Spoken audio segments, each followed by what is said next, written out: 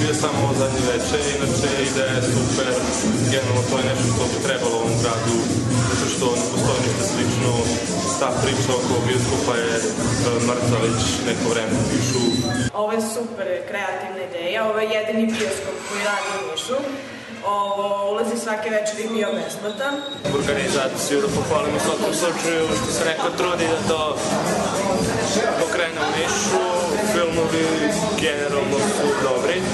Onako ima da se izdvoji koji nisu toliko dobri. Filmovi su iz celog sveta, znači prikazuju kratkometražne filmove iz Španije, Nemačke, Italije. Nisam očekivala da će biti ovako dobri.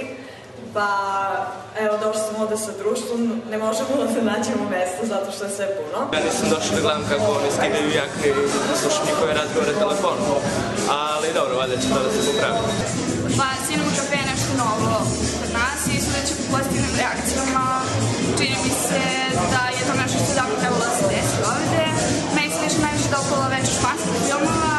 S obzirom koliko nemamo bioskop u Nišu, ovo je ekstra i nije samo, ne daju se hollywoodski filmovi, nego alternativno, to je cool. Mislim da je to neka ideja koja bi trebalo da bude povraćenija. Mislim da je odlična ideja.